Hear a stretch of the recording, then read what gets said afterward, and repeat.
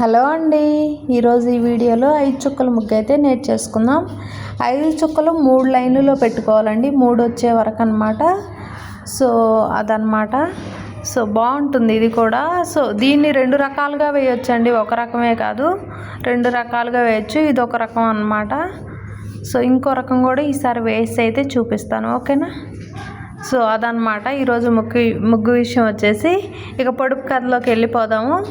So ఈరోజు పొడుపు కథ ఏంటంటే, ఉన్నవాడు పెంచుకునేవి లేనివాడు చంపుకునేవి ఏమిటవి?